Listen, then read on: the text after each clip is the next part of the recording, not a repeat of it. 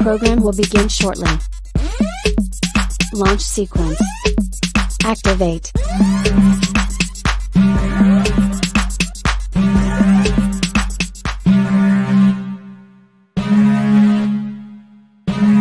Warning, the following content is not politically correct. Viewer discretion is advised.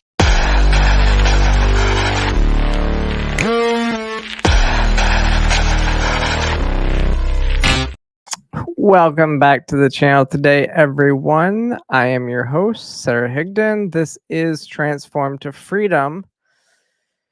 Big things happening this week. Lots of big things, actually. I mean, if you know, this is debate week, right? So we got the CNN presidential debate coming up on Thursday.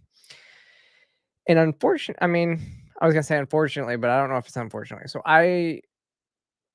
it's big news for me. I'm not going to be doing a show, obviously, because generally a lot of y'all like to just watch on TV and interact on social media. But since it's here in Atlanta, I am going to be down at CNN doing some coverage down there for the post-millennial and human events. So big things in store there. Hopefully, like a lot of my coverage can get picked up by, bigger media. Hopefully it's not like stolen and like our watermarks replaced and everything like that, because that's what's happening right now in a lot of these situations. But yeah, so a huge deal there. I'm excited about that. I'm actually super excited about what's going on this week. So but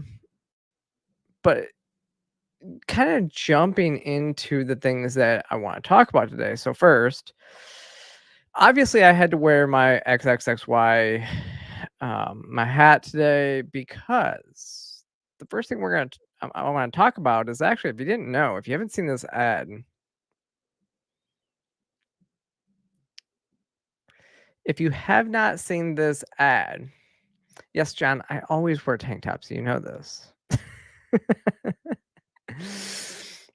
So XXXY, they put an ad on TikTok. Now you may be thinking, why would you even try to put an ad on TikTok? But their ad was banned.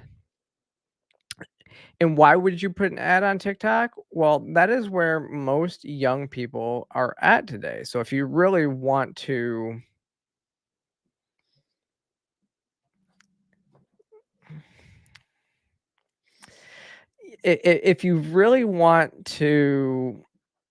reach a younger audience, and right now the audience that really needs the most reach in this debate against males and female sports is the younger audience that is on TikTok.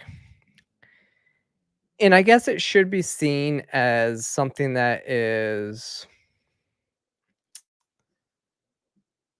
the fact that this ad was removed from TikTok should tell you that you're doing something right. I've had videos removed from TikTok, some of the stuff I do. I don't really do too much on TikTok because it seems like everything I do gets removed from the site. Over at For the People, we've had anything we talk about COVID over there gets removed from the site, and we are like close to getting our account banned, which that's not good though, because a lot of the people that we actually want to reach and move over to Liberty, the people that are more malleable, are over on TikTok. So what was the ad that got banned? Well, here it is. If you think girls and women's equality matter, stand up. If girls and women's sports matter, and you want your daughters to have the same opportunity you had, stand up. If you know that it isn't fair or safe to allow males to compete in girls' sports, because it's, obvious Stand up. Don't be cowed by people who call you a bigot. You're not a bigot. Don't let men tell us how to be good girls. Don't let others tell you you just need to be quiet. Sit down. Be nice. It's not nice to further a lie. It's not mean to believe in women's equality. We deserve our own sports, privacy, fairness, safety. We deserve a chance to compete and win. So don't be nice. Don't be careful. Be honest. Be brave. Fight for women. We've come too far to give up now. And if you agree with that, stand up and stand with us.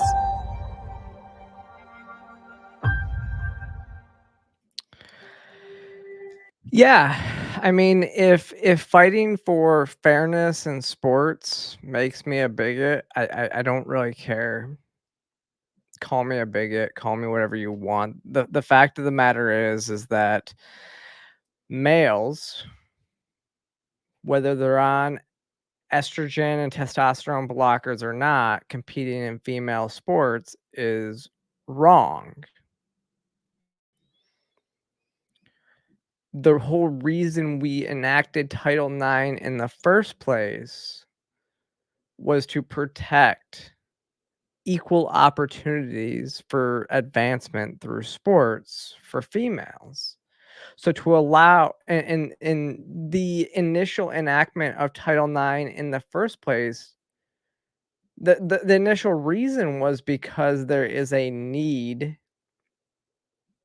there is a difference between males and females. And I can tell you for a fact that no matter how long a person is on testosterone blockers, estrogen, even if they've had surgery to eliminate all testosterone in the body, it doesn't matter. The body has formed a certain way. And so when the body has formed a specific way, guess what? There's no erasing that advantage.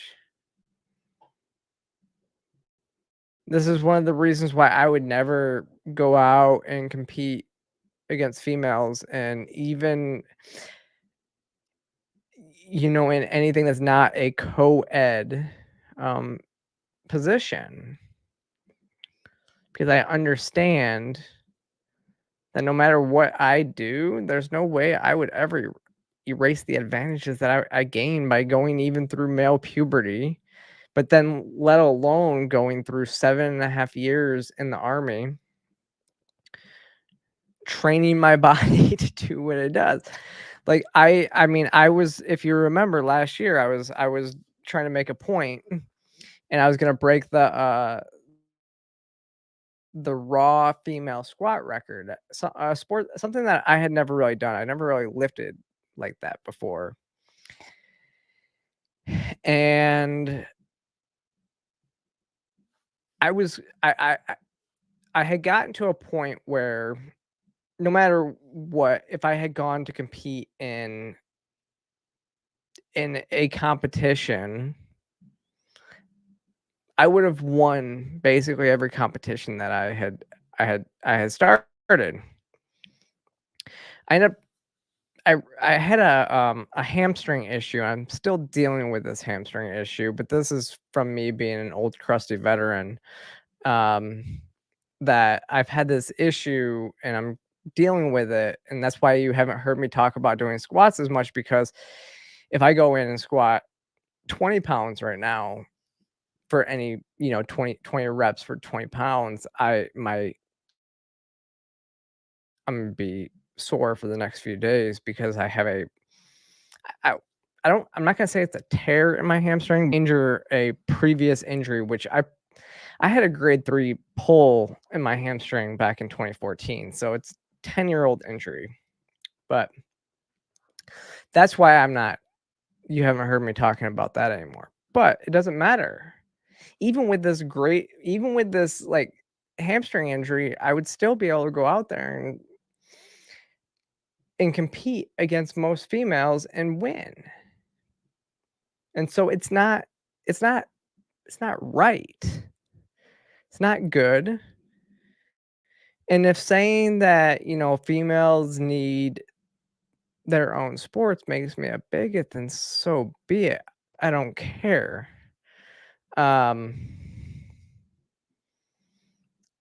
Yeah.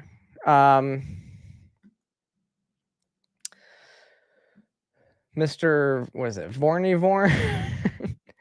Says similar phase, a woman can have a prostate is misandrist. It erases men's experience with yeah, look. This is the whole thing. Like, no, a male cannot have a cervix. Like the whole term, we talked about this a couple weeks ago on here. The term front hole is so insulting to women. There's no reason to use it.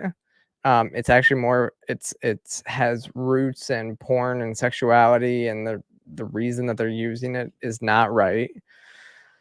And the cervix is not even the hole, so to speak. It's up.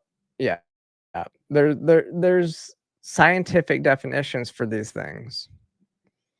And the fact that, yes, as a male, I still have a prostate. Sorry to tell you, it just reduces you to your anatomy. But here's the thing, like, it's important to know like what your anatomy is. So if I say that I can because you can't change sex, right? So if I believe that you could actually change sex, and I said trans women don't have a prostate, that would then become an issue because some trans women can get prostate cancer because you still need to get your prostate checked. But if you were a woman, you don't have a prostate, so you'd never have to get that checked. So those are the types of things. But going back to like sports, it's not right. It's not fair. And I think that standing for women and standing for female sports does not make you a bigot. Like, honestly, it's misandry, or it's patriarchy to say it's more the patriarchy that says that a male can go in and compete against females, and that's all good. Simply because he's taking these hormones or anything like that. Like, that's not or even just self-identifies into the category. No, it's not right. Males should not be competing in female sports. No matter what anybody says, no matter how long they've been on hormones or testosterone blockers or any of that stuff. Because you can never erase that advantage. And so I'm here supporting XXXY and condemning TikTok because this isn't right. And I support the mission that Jennifer Say and others have set out to protect female sports. And dare I say female spaces. If you all know my stances on the right to private spaces and everything like that, you'll know that no matter what I say, no matter what, I do still believe that when it comes to government institutions, biological sex is what matters. And that there should always be a third space for trans people to use. And if there is a third space ever available, it's what I would choose to use. Just FYI, throwing that out there. When it comes to private organizations, I do believe private organizations can run their businesses and run their establishments the way that they see fit. It's their private property. I don't have to spend my money there. You don't have to spend your money there. You support people who support your values. That's about it. So I really do push back and say that TikTok should reverse their ban on this video, on this ad, and allow it there, because just banning this it's not right, and it shows your bias. It's not transphobic to say that trans people do not belong, or trans women do not belong in women's sports. Trans women are males.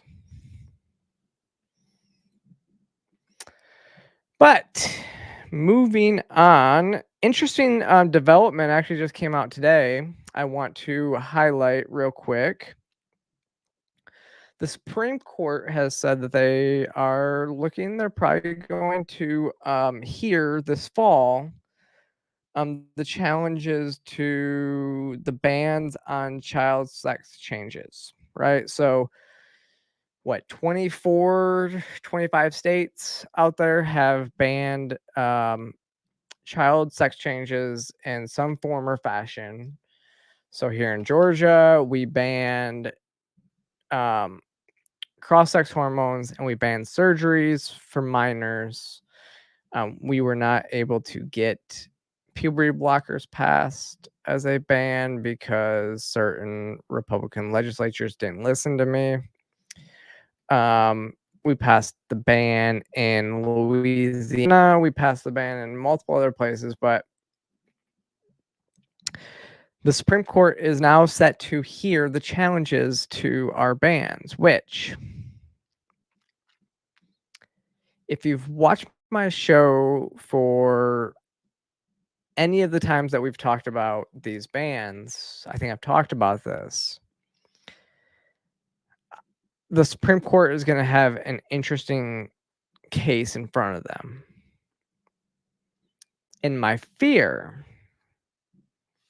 is that they are going to rule that not everything can be banned that we banned. Here's why. I think that puberty blockers and cross-sex hormones will be completely banned. There's nothing against there's no viable reason that those shouldn't be banned. So that's good news. And I think that those all should be banned. However, my concern comes in the form of surgeries. Remember, when I've gone in front of legislators across the country talking about these bans, I've always given a warning and said, if you only make these bills to ban life-altering elective surgeries because of gender dysphoria, so a single diagnosis of gender dysphoria, I do believe that those have a really significant shot of getting shot down by the Supreme Court because they violate the 14th Amendment's Equal Protection Clause, which says that you cannot pass a bill that unfairly targets somebody based on sex. So how does elective surgeries in these manners target based on sex? Well, let's look at it this way, and this is always the example that I would use, is that if a female goes to a plastic surgeon at 16 years old and wants to get breast augmentation, wants to get bigger breasts at 16 years old. So this is a female wanting to get breast augmentation. That currently, under almost every law in this country, is legally allowed, which it shouldn't be. I will say it shouldn't be. I've advocated to have that added into every single one of these bills that banned surgery for minors for gender dysphoria. And the reason is because now you have a female can have breast augmentation, but a male can't. That is, according to the definition, discrimination based on sex. Why is it okay for a female to get breast augmentation because it aligns with their sex? But it's not okay with a male to get breast augmentation because it coincides with, I guess, their gender identity. It's discrimination based on sex. And so this is why I fear, and I think it would be the same way with breast with breast reduction, or say what is it? I'm drawing a blank. If mastectomies, it would be the same as a male who has gynecomastia, wants to get that removed before the age of 18, compared to a female that wants to get a double mastectomy. Again, it's basically the same procedure, right? So why is it okay for one and not the other? And I think most of us, the logical argument, we can see the logical fallacies there and why it's different. I don't see a difference, though, between a female getting breast implants and a male getting breast implants. I think they're both wrong. You should wait till you're 18 before you get any life-altering plastic surgeries, right? Because you have to say life-altering because a lot of plastic surgeons and a lot of plastic surgeries out there, it's not necessarily that it's not life-altering. And so, like, if you're in a car accident and you're badly burned, then you're getting plastic surgery, but it's not elective surgery. It's like a life-saving surgery, and it's done for a reason. Whereas any surgeries done for gender dysphoria are not. They're elective. It's the same as anybody going in and getting any type of plastic surgery, breast augmentation, rhinoplasty, facial feminization, like all these different plastic surgeries that are not life-altering, that are just strictly cosmetic surgery. It's a lot different there. So I'm concerned. I'm concerned that all the surgeries on all these bills are going to be taken out. But that's one interesting fact about all this, is most people don't understand that, the court can go in there and uphold certain aspects of the law. So they can go in there and uphold a ban on cross-sex hormones and puberty blockers, and that's 100% okay. But then they can also say that the parts about surgeries are not okay, and I don't like that, because I don't think that any minor should be getting surgery, but it's the fact of the case. And I think that most like the Supreme Court judges are going to look at these cases and go,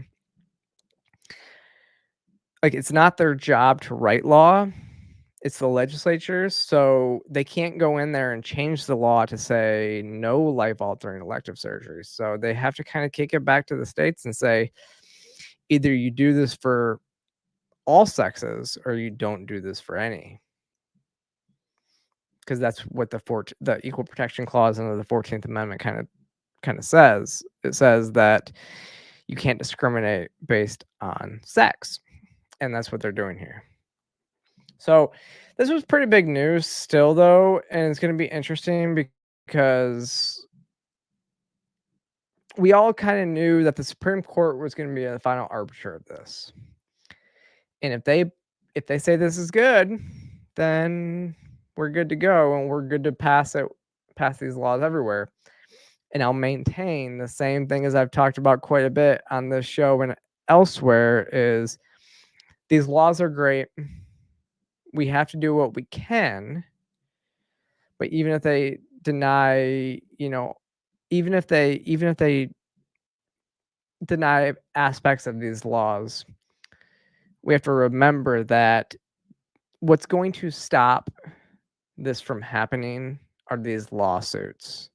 The detransitioner lawsuits are more important than any piece of legislation that we can write, simply because it de-incentivizes doctors from performing these procedures. So that's where we're at with this. Yeah. And thankfully, we don't live in Canada. Because recently in Ontario, let me see if it pulls up. There we go. In Ontario, a trans woman or trans identified male was awarded $35,000 after a salon refused to wax this person's testicles. Y'all, this is crazy stuff. This is crazy town. Like, again, this is Canada. Canada is crazy as fuck right now. It's not Jessica Yaniv. No. So the Todd asks, is that Jessica Yaniv? No. I was trying to, when I first saw this story, I was like, wait a second. This is Jessica Yaniv all over again. What is going on? And I couldn't find, like, if this was Jessica Yaniv, they would have been all over this. Like, right-wing media would have been like hammering home the fact that Jessica Yaniv was behind this one. But that's what it brought it up to me, that no, it's not. And so it's another person that's trying to force somebody to wax their testicles.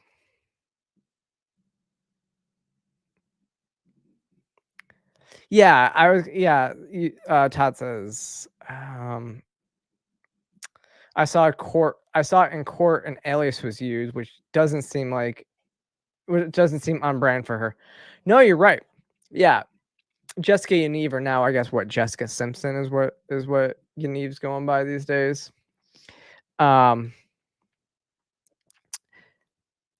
They would want this to be public, that they were doing this once again, because Yaniv is a complete narcissist who wants the attention for doing this stuff. Think about this though, like, and apparently with this one, this was a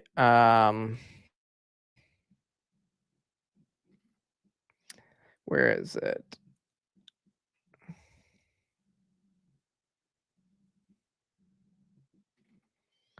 I want to say that this one was something like a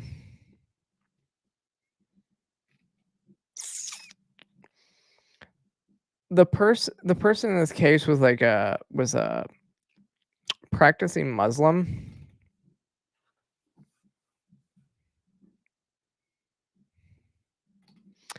And basically this forces somebody against their religious views to do this type of stuff. Like, look,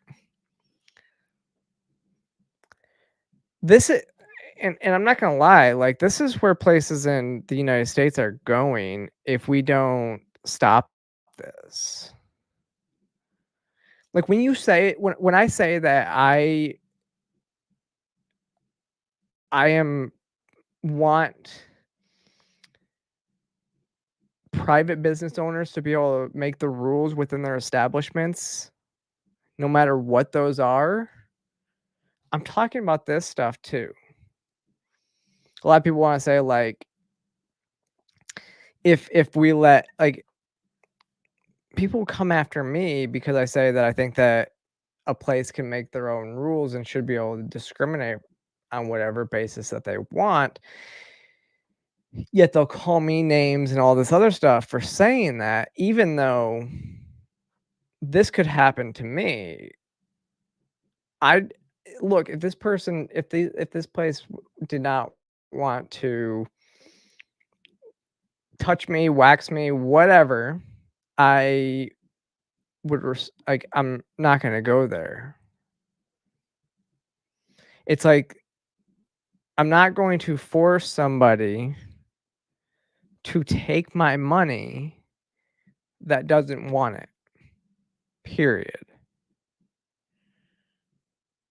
Just as somebody who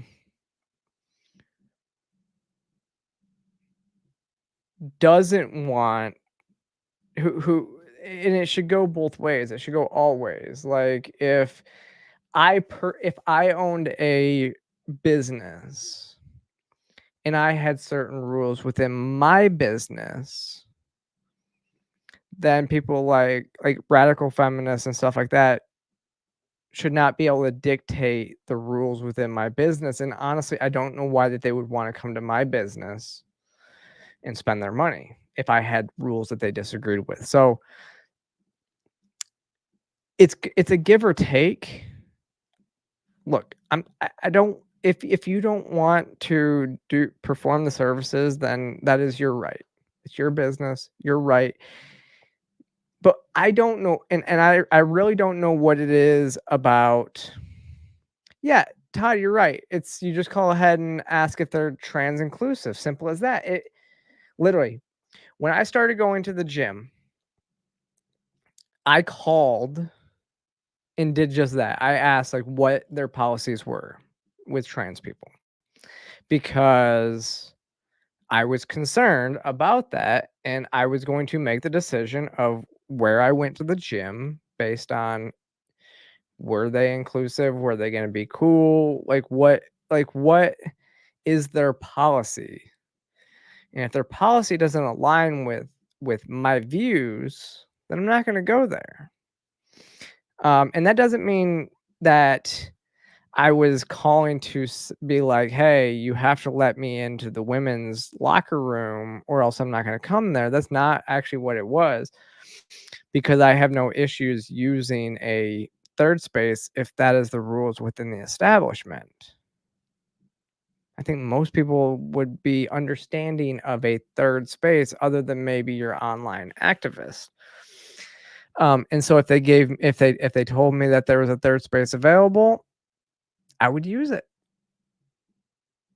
which I do. Most times I'm using that third space. And usually it's not this difficult in real life. But these are the people that want to force somebody to bake a cake. They're the same people that want wax their balls. They're the same people that want to force private businesses to serve them, and for some reason take their money. They want to. I don't understand this whole "I want to give you my money even though you hate me" type mentality. And it's because, and we all know that it's because they will get payoffs like $35,000 like this, at least in Canada. And so now this is going to be the thing in Canada. You either close your shop, or you, because of your values, or you sacrifice your values for the money. What are you going to do? I disagree with this ruling 100%. Now to one of the main stories of the day. And this one is, let's just say,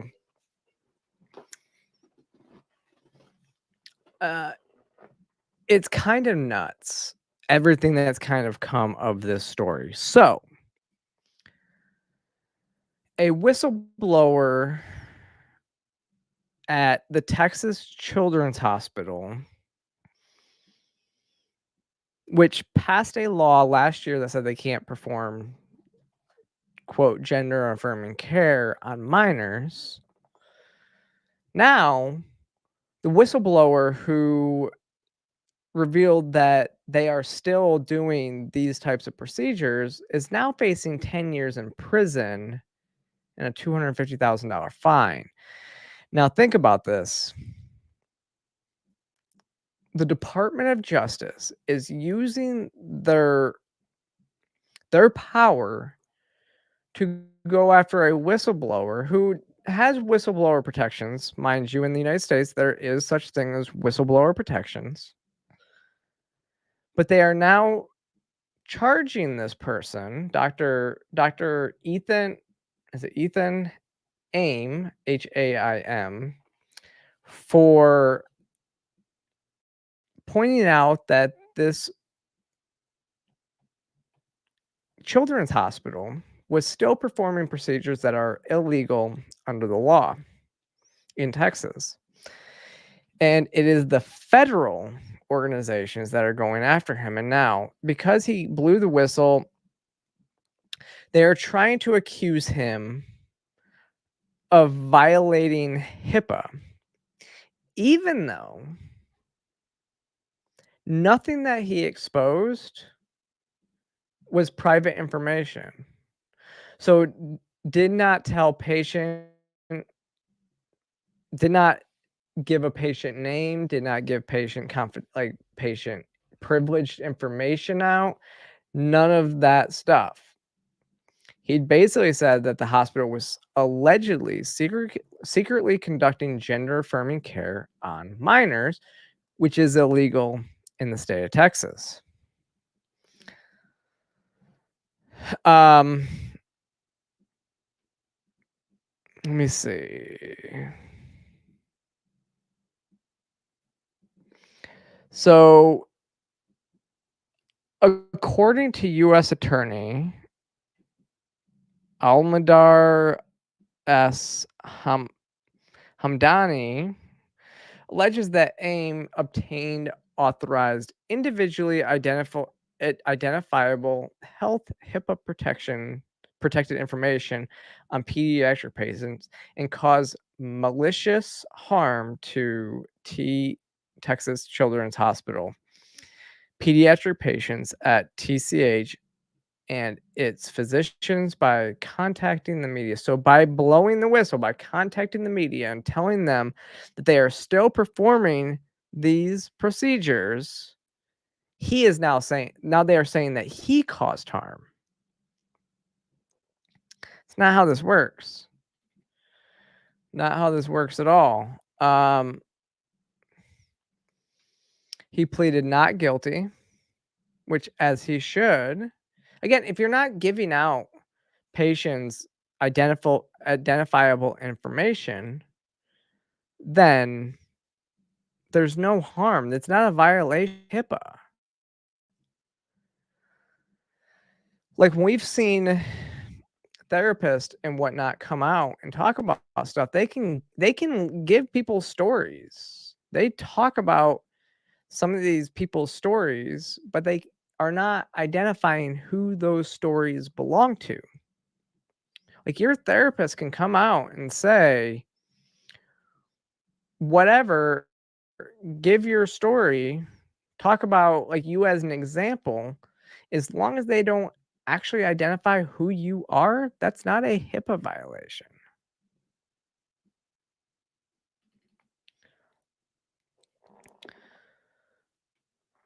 So, and this was Chris Rufo has kind of been the one that's been exposing a lot of these last weeks. Now, I actually met Chris Rufo this week. Interesting story, which I'm not going to go into here, but I met Chris Rufo this week, which kind of led me more into this story and to dig deeper into this story as to what he's exposing here. But he stressed in his tweets that none of the documents he obtained from AIM included. He's the one, so he's the person that AIM went to expose this information, but none of the documents gave any patient personal information from the clinic. The indictment says the hospital was harmed by the doctor's actions, which, yeah, the hospital should be harmed. You're performing illegal sex change operations on minors. I don't see an issue here.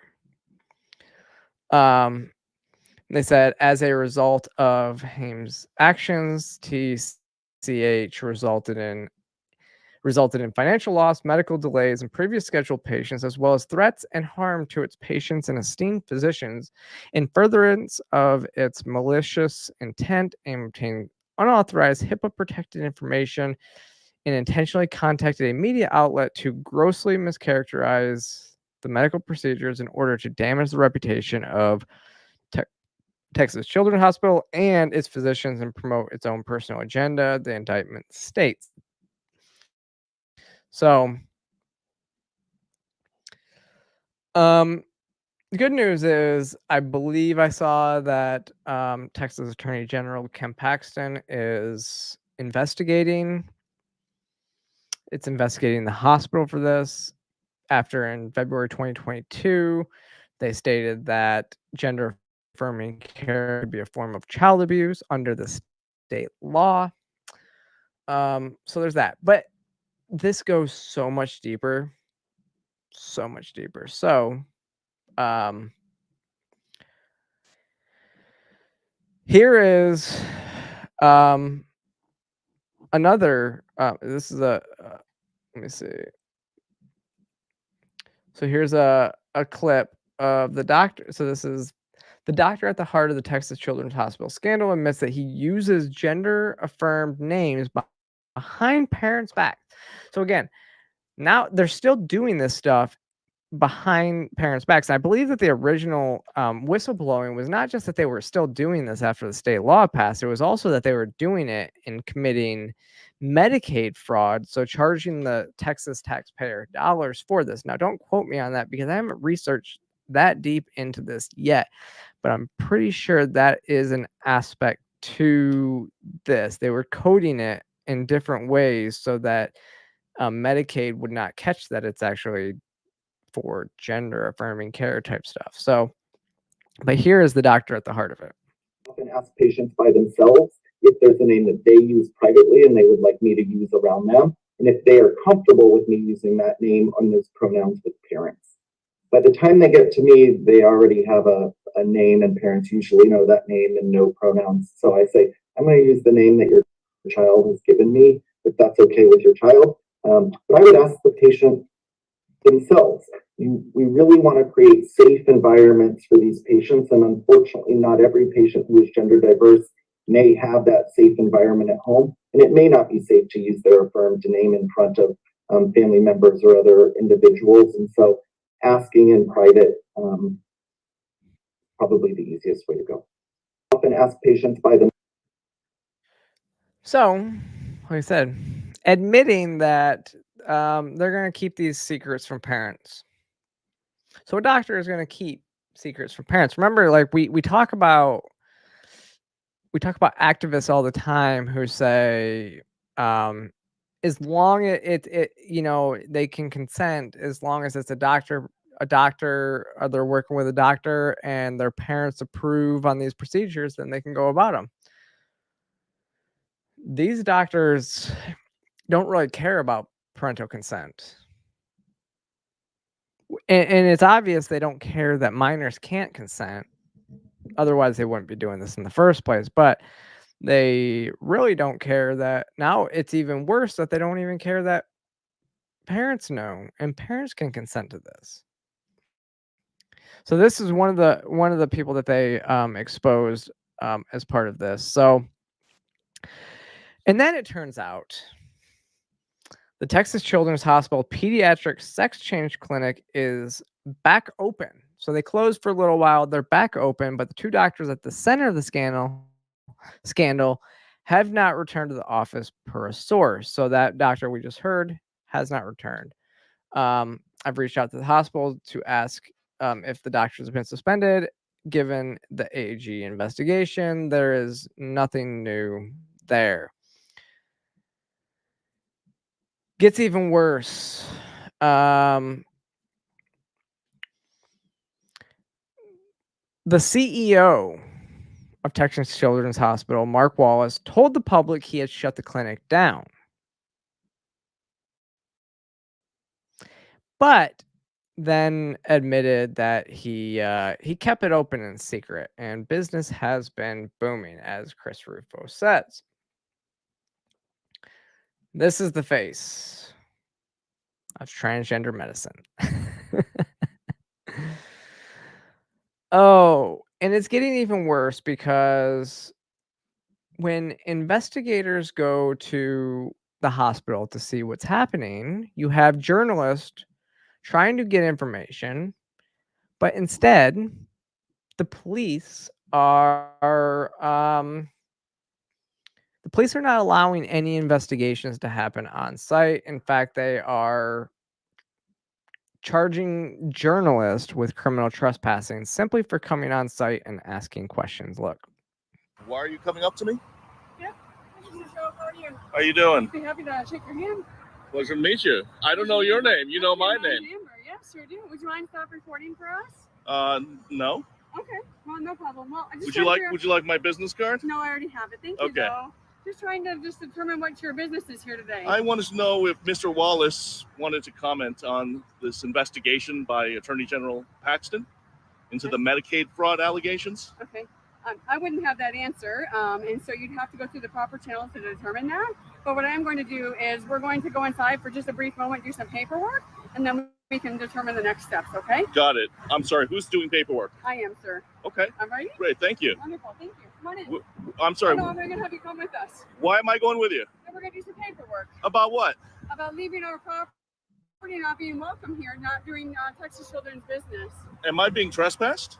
Yes, sir. Oh, okay. Where are the police then? Right here, as a matter of fact. Pleasure to meet you, sir. Well. Houston Police, how you doing? Am I being arrested? No, you're being warned to not come back on the property. I see. Why am I being warned? What have I done? Sir, if you don't mind. Amber Jacques, Yes. You're the manager of security services. I just wanted to know if Mr. Wallace wanted to comment on the serious allegations into Medicaid fraud. I understand. We can All go under his inside money. and we can do some paperwork. Next steps from Does there. Mr. okay? Wallace work here? I can't comment to that either. Got it. Okay. That's fine. If I haven't done anything wrong, I'm not really interested in going inside. Yeah, I wouldn't go inside either. Why are you going to go inside and talk to them so that they can then arrest you for trespassing? But this is obviously they don't want to answer the facts, and they don't want journalists to do their jobs and investigate what's going on there. He's not doing anything wrong. All they can do is ask him to leave, and that's what they did. They had the police throw him out because he had been trespassed. And so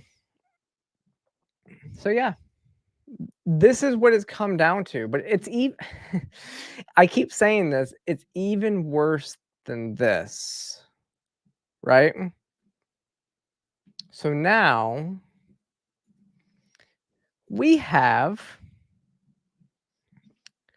the FBI now going out to intimidate nurses who discussed what's going on. So we showed Ethan, I'm the whistleblower, has been charged, has been arrested by the Department of Justice, the Biden administration's Department of Justice.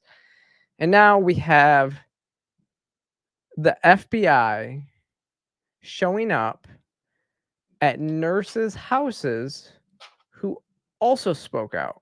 Watch. Hello? Hi. I'm looking for Vanessa Sivage. Okay. Yeah. Who are you? Cassie. I'll make some FBI agent. Okay. This is Mr. McBride. Hey, I'm David McBride. Okay. Nice to meet you, sir. This is a pleasant interaction. You're not in trouble or anything. Okay. All right. Hi, how are you? She snuck up on you there. You want to see too? Are we interrupting dinner? I'm really sorry. That's all right. What's going on? I'm sure you're aware of some of the things that have been going on at your work lately. With regards to. Yeah, so can we sit down for a minute? Let me do my song and dance.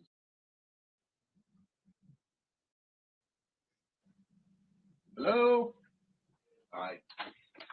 I'm looking for Vanessa. So Okay. Yeah. asked if he can come in, and unfortunately this nice nurse let them in to speak. Now,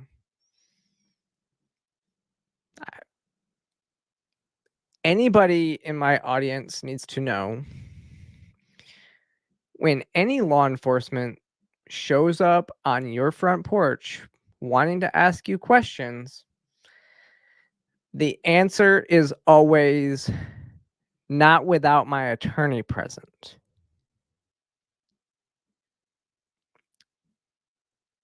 You got that? The answer is always not without my attorney present. You're not under arrest. But the answer better be not without my attorney present. These people are snakes. They know how to manipulate you.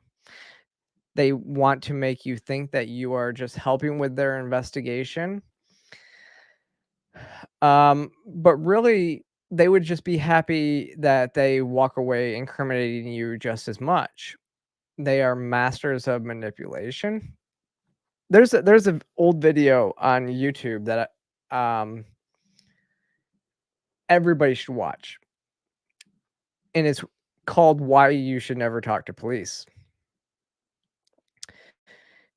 And it's an attorney who explains why even attorneys have attorneys. So even if you are a lawyer, even lawyers don't handle their own cases, because it's always better to have somebody else on the outside watching your back. Even if you are a lawyer and know the law, you know your rights, but they're still able to manipulate you, whereas that attorney watching from the outside is able to correct that. So attorneys have attorneys. Like, everybody needs to know this. It's within your rights to remain silent. Just remember that, okay? I have a very good attorney. Hope I never need to use her for any reasons. But she's there. And if the FBI ever comes to my house, my answer is that I'm not speaking with you unless my attorney is present. It's not an admission of guilt. It's not an admission of wrongdoing. And it's enumerated under the Fifth Amendment's right to remain silent, that you never, ever, ever have to let these people in your house. You have a right to,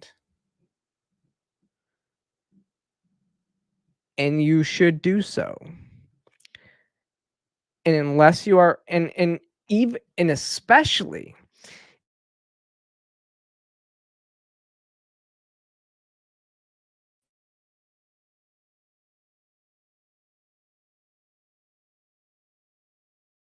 if you're, uh-oh.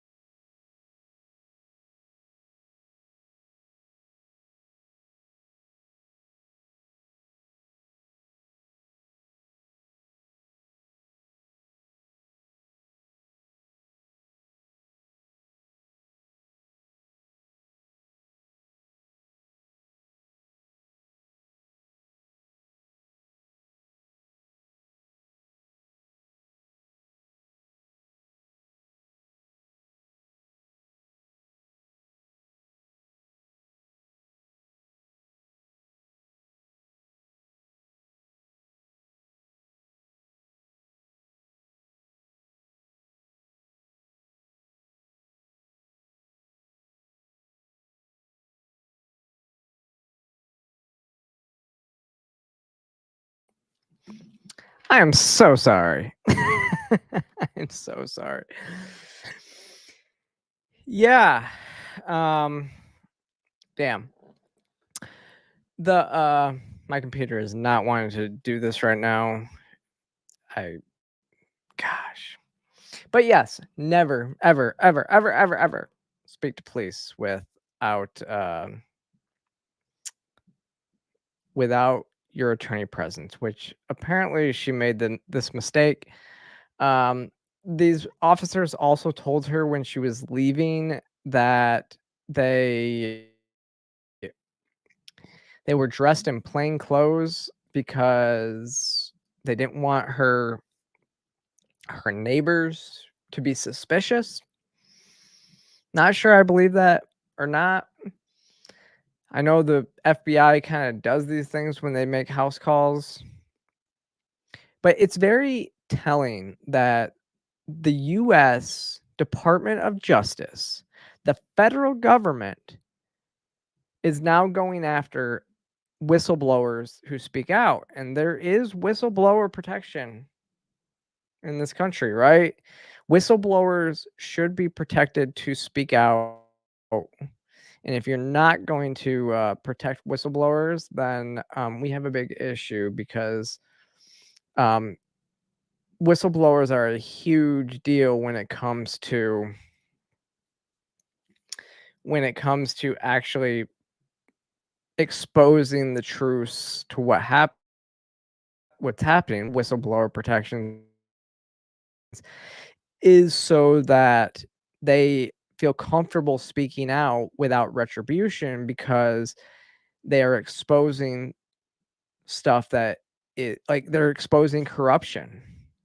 And so if the Biden administration is coming after these whistleblowers, it only seeks to validate that some sort of corruption is going on.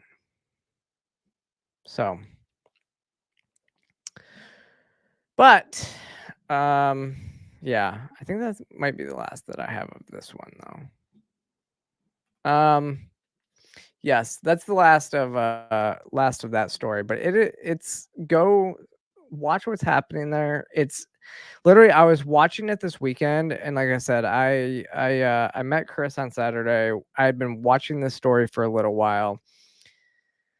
No, I met Chris on Friday, but I had been watching the story for a little while, and it just seems to get crazier and crazier and crazier by the day. And I'm sure I'm missing else that's happened even today. So definitely go, like I said, go check out like Chris Rufo's coverage of this, because it's really important to watch what's happening out there. And the whistleblower who gave him information is now being tried, which is insane. What's even crazier, and this is not so surprising.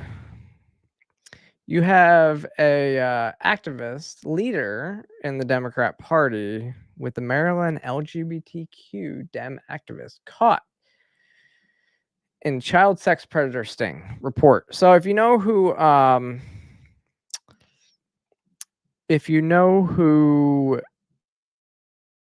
Alex Rosen is, these people, he's a social media person who goes out and does these stings on child predators. He does a very good job of these things, okay? And there's been like conflicting stuff on social media the last couple of days, because you have somebody like Alex Rosen who does this the right way. He goes, has all the evidence of what these people are saying. Generally, the cops are there at the time. The cops are there at the time that they're like at the end, and so the person is usually getting arrested. There was another video this weekend of one of these social media sting people who literally punched the child predator in the face and then tried to prevent him from leaving the target. Problem with that is you have now committed assault on somebody who may or may not be a child predator. You're just going off of the evidence that you've simply obtained. There is no due process involved in that type of sting, and the fact that you are punching or creating this situation like that, it just shows that you're going to do it for clicks. It hurts the investigation. And what really and honestly, you make it so that your evidence against this person, they can't try this person on this evidence because you did it for clicks. Most of these people are not getting arrested, whereas somebody like Alex Rosen, those people are getting arrested and they're having their day in court, and it's the evidence is there to prove and convict them. So really, by punching that person in the face, while it might feel good in the moment, really just keeps these predators on. It keeps these predators out of jail and in the streets to harm more people. So, as much as I think that most people would say wood chipper, we have to go through the process, and I think that is not the way to do it. What happens with Alex Rosen, that is how everybody should do it now. So he confronts this person who's a Democrat leader in Maryland.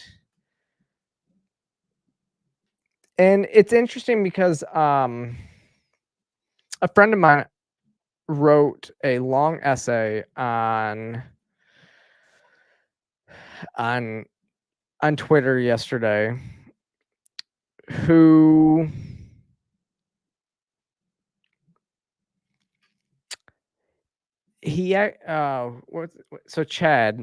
Chad Felix Green, I believe is his name. I'm maybe messing that up, just forgetting. But he wrote a whole thread, which was a very good thread about why like the LGBTQ, like mostly the queer community, is so intent on harming children, because when most gay people were coming up, there was this almost acceptance that 14-year-olds could decide. Like that's what he was talking about. And so this person is the conversation he was having with 14-year-olds is abhorrent and disgusting, but yet he thought it was okay. And so here's the conversation that they showed online. Anyway, you're the head of the LGBTQ Dems in Maryland. Okay. How long have you been in that position for? Since fall. Okay. Is that like a paid position? Okay. It's just more of a volunteer type thing. Is it like a super PAC or something, or is it just okay? This stuff said here, like, you know, I want to rape you. I want to see how much of a faggot you are. What was kind of said about that? You trying to get away once I start fucking you. Yeah. I like the fantasy, and he seemed to enjoy it. And I didn't know this person, and I never intended to. No, of course. No, of course. You hear it said it's okay if you want to jerk off looking at it, talking about your dick. And you said, stop by this morning so I can stretch your hole, faggot. Can't wait to make you my little and this was later 4 days later with no response. Can't wait to make you my little cum dump, baby boy. Okay. Anyway, you're the head of the LGBTQ Dems in Maryland. Okay. How long have you been in that position for? Yeah. So that's a short clip. Obviously, go to I Fight for Kids. I think they're on Rumble too. Probably for the reason that this will probably get demonetized here on YouTube for what that just said. This is how you do it, though. And like I said, the police would be out there. They're gonna do it. They're gonna actually catch these people. They're gonna make them. They're gonna get justice for and bring these people off the streets. But this is anything this isn't anything that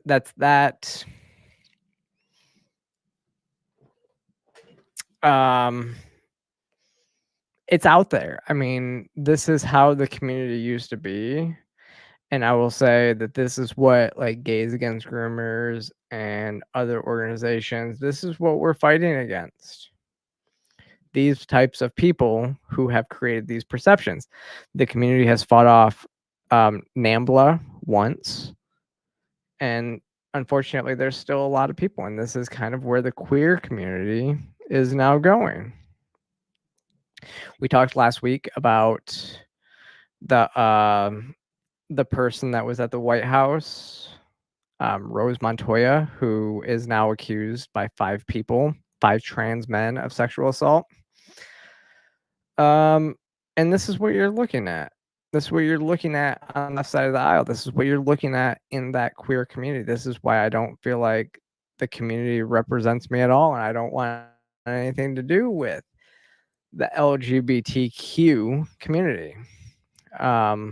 Most LGBT people just want to live normal lives, but now there's the Q is kind of representing the community as a whole. And generally don't like that, so it's not good. But yeah, so a couple things. We're gonna do a speed rush through our last stories of the week. Dr. Ronnie Jackson from Texas, representative from Texas, he thinks that Joe Biden needs to take a drug test after the debates this week, before and after the debate this week, specifically looking for performance enhancing drugs. What's interesting about the debate this week is there is no audience. In fact, I know I can tell you for a fact that media is not even allowed in the debate hall. So if there's no audience, because what audience might get rowdy, all that stuff, okay. But no media allowed inside the debate hall. What are y'all hiding? So it is interesting. I think President Biden, I think both, and actually Trump said he would, but I think both need to take drug tests. And I'm going to assume that they don't want people to see. I'm going to assume, this isn't a fact, obviously, but assume that President Biden is probably taking some sort of Adderall and some other uppers to get him ready, and he's going to be energized, is what the campaign has said. And y'all didn't know I was serious when I said I thought New York was gettable for Donald Trump.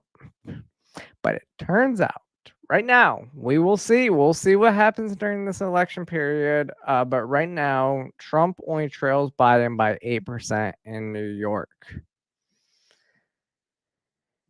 Yeah. I think I'm still sticking to, I think New York is going to be close. I think Trump has a shot in New York. I mean, mark those words. I think he's got a shot. Now, I'm not going to go and predict that he's going to win it, but it's going to be, and now it's coming in. The numbers are coming up. I think Trump has an opportunity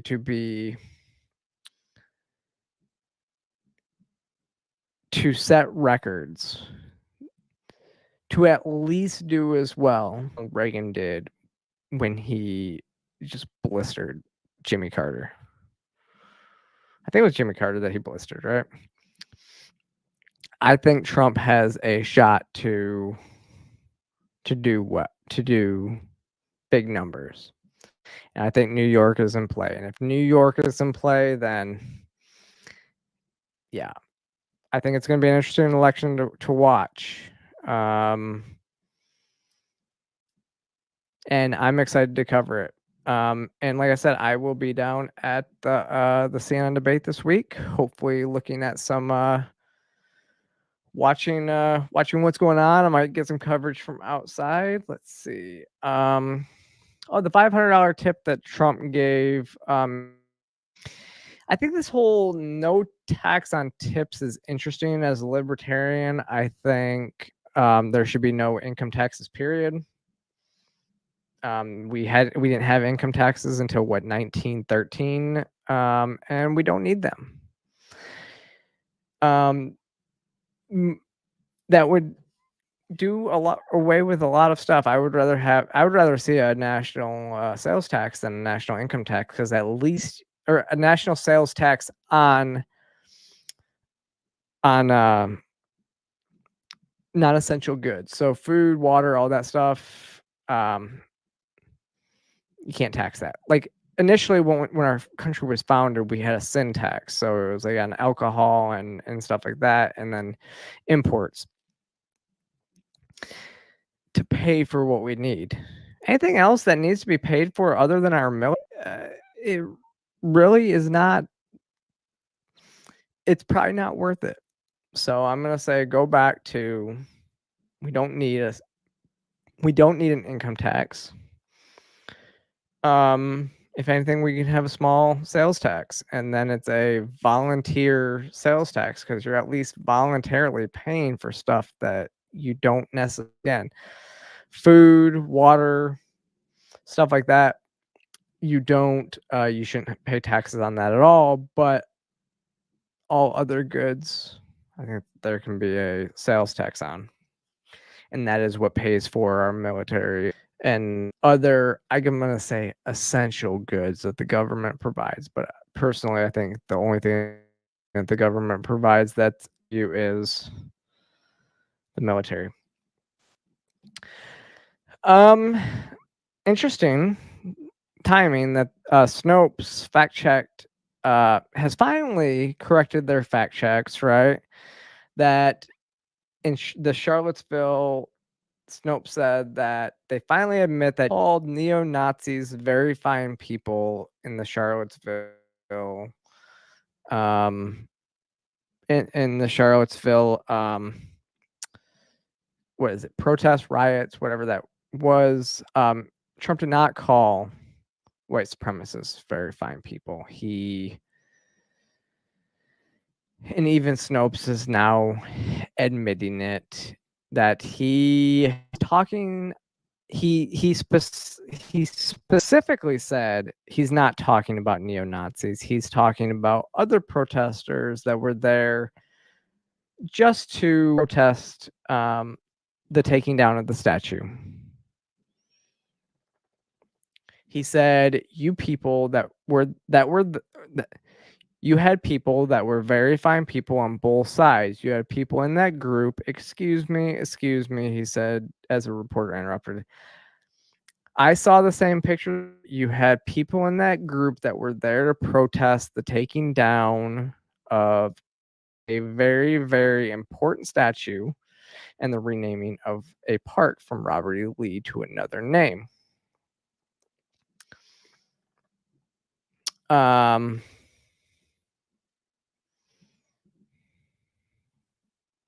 Talking about that.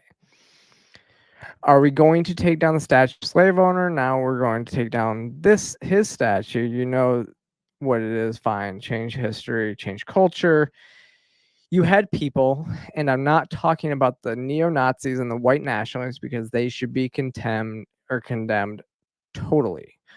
But you had many people in that group other than neo-Nazis, okay, and the press has treated them absolutely unfairly. Now, in the other group, you also have some fine people, but you also had troublemakers, and you see them come with the black outfits and with the helmets and the baseball bats. You had a lot of bad people in the other group too. So then the reporter asked, are you saying that they had treated the white nationalists? No. So Snopes finally corrected this fact check, said, hey, Trump was not applauding the white nationalist and saying that, there was very fine people. He was specifically talking about people who were protesting that were not white nationalists, and you had on both sides. So finally, they admit it.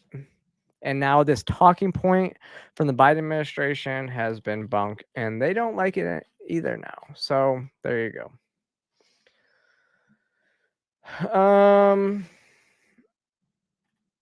But I think that's what we're going to go through today. If you're still sticking around, I definitely appreciate y'all sticking around, sticking till the end, supporting. We will be here next week. Planning to be here next week. The week after, I will be in Las Vegas. We'll probably not have a show while I'm in Vegas. But we will be here next week. So if you haven't already, please click that like and subscribe button. Follow me across all social media platforms, and I will see you next time.